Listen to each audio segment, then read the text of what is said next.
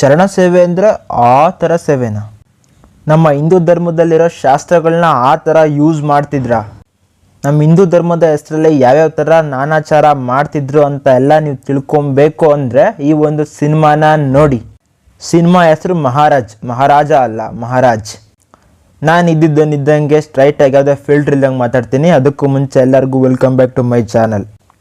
ಸಿದ್ಧಾರ್ಥ್ ಮಲ್ಹೋತ್ರಾ ಡೈರೆಕ್ಷನ್ನ ಮಾಡಿ ಆದಿತ್ಯ ಚೋಪ್ರಾ ಪ್ರೊಡ್ಯೂಸ್ ಮಾಡಿರೋ ಸಿನಿಮಾನೇ ಈ ಒಂದು ಮಹಾರಾಜ್. ಬೇಸಿಕ್ಲಿ ಇದೊಂದು ಹಿಂದಿ ಮೂವಿ. ಈ ಒಂದು ಸಿನಿಮಾದ ಡಿಸ್ಟ್ರಿಬ್ಯೂಟ್ ಬಂದ್ಬಿಟ್ಟು ನೆಟ್ಫ್ಲಿಕ್ಸು. ಈಗ ಕೂಡ ಈ ಒಂದು ಸಿನಿಮಾ ನೆಟ್ಫ್ಲಿಕ್ಸಲ್ಲಿ ಸ್ಟ್ರೀಮ್ ಆಗ್ತಾ ಇದೆ. ಆಲ್ರೆಡಿ ಎಷ್ಟೋ ಜನ ನೋಡಿರ್ತೀರ ಈ ಒಂದು ಸಿನಿಮಾನ. ನೋಡದೆ ಇಲ್ದಿರೋರು ಫಸ್ಟ್ ಹೋಗಿ ಸಿನಿಮಾನ ನೋಡಿ.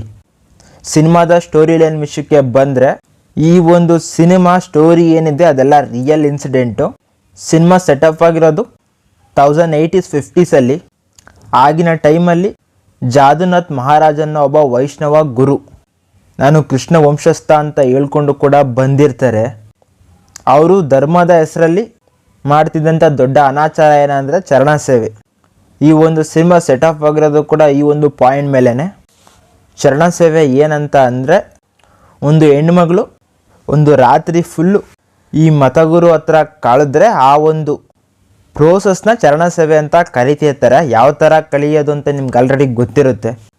ಅಷ್ಟೇ ಅಲ್ಲ, ಮದುವೆಗೆ ಮುಂಚೆ ಮದುಮಗಳನ್ನ ಕೂಡ ಫಸ್ಟು ಈ ಮತಗುರು ಹತ್ರನೇ ಕರ್ಕೊಂಡು ಬಿಡಬೇಕು ಅನ್ನೋ ಒಂದು ನಿಯಮ ಇರುತ್ತೆ. ಇದೇ ಥರ ನಮ್ಮ ಕಥಾನಾಯಕ ಕರ್ಸನ್ ದಾಸ್, ಇವನಿಗೂ ಕೂಡ ಒಂದು ಹುಡುಗಿ ಜೊತೆ, ಕಿಶೋರಿ ಅನ್ನೋ ಒಂದು ಹುಡುಗಿ ಜೊತೆ ಎಂಗೇಜ್ ಆಗಿರುತ್ತೆ. ಅವಳಿಗೂ ಕೂಡ ಈ ಒಂದು ಚರಣ ಸೇವೆ ಅನ್ನೋ ನೀತಿಗೆ ಒಳಗಾದಾಗ ಫಸ್ಟು ಆಕೆ ತಪ್ಪು ತಿಳ್ಕೊಳ್ತಿದ್ರು ಕೂಡ ಆಮೇಲಿಂದ ತಪ್ಪು ತಿಳ್ಕೊಂಡು ಅವಳು ಸೂಸೈಡ್ ಮಾಡ್ಕೊಂಡು ಸತ್ತೋಗ್ತಾಳೆ.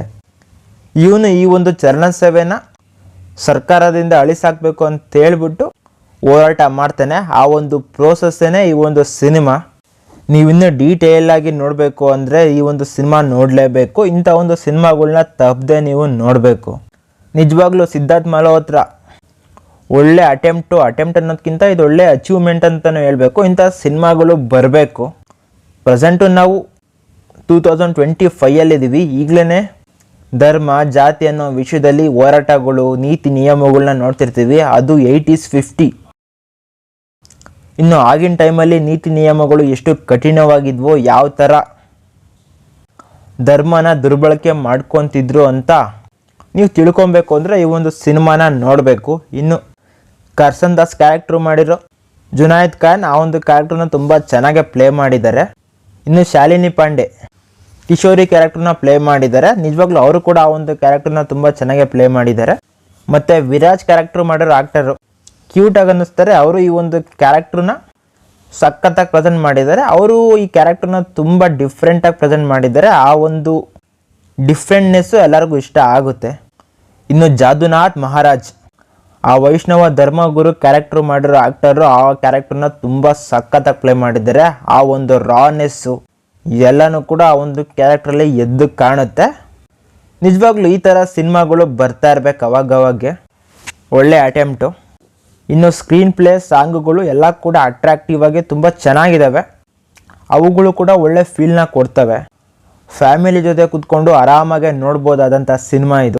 ನಮ್ಮ ಒಂದು ಹಿಂದೂ ಧರ್ಮನ ಯಾವ ಥರ ದುರ್ಬಳಕೆ ಮಾಡ್ಕೊತಿದ್ರು ಅಂತ ನೀವು ತಿಳ್ಕೊಬೇಕು ಅಂದರೆ ಈ ಒಂದು ಸಿನಿಮಾನ ನೀವು ತಪ್ಪದೆ ನೋಡಿ. ನೆಟ್ಫ್ಲಿಕ್ಸಲ್ಲಿ ಈ ಒಂದು ಸಿನಿಮಾ ಸ್ಟ್ರೀಮ್ ಆಗ್ತಾ ಇದೆ. ಈ ಒಂದು ಸಿನಿಮಾ ಹಿಂದಿ, ತಮಿಳ್, ತೆಲುಗು ಮತ್ತು ಇಂಗ್ಲೀಷಲ್ಲಿ ಸ್ಟ್ರೀಮ್ ಆಗ್ತಾಯಿದೆ ನೆಟ್ಫ್ಲಿಕ್ಸಲ್ಲಿ. ನಿಮಗೆ ಕಂಫರ್ಟಬಲ್ ಲ್ಯಾಂಗ್ವೇಜಲ್ಲಿ ನೋಡಿ. ಈ ಒಂದು ಸಿನಿಮಾ ಪ್ರತಿಯೊಬ್ಬರು ನೋಡಲೇಬೇಕಾದಂಥ ಸಿನಿಮಾ. ನೋಡಿ, ಇಲ್ಲಿವರೆಗೂ ವಿಡಿಯೋ ನೋಡಿರ್ತೀರಂದ್ರೆ ವಿಡಿಯೋ ನಿಮಗೆ ಸ್ವಲ್ಪನಾದರೂ ಇಷ್ಟ ಆಗಿರುತ್ತೆ. ಸೊ ಒಂದು ಲೈಕ್ ಹಾಕೊಳ್ಳಿ. ಚಾನಲ್ಗೆ ಸಬ್ಸ್ಕ್ರೈಬ್ ಮಾಡ್ಕೊಬೇಕು ಅಂದರೂ ಕೂಡ ಮಾಡ್ಕೊಬೋದು. ನಾನು ಮತ್ತೆ ಸಿಗ್ತಾ ಇರ್ತೀನಿ. ಬಾಯ್.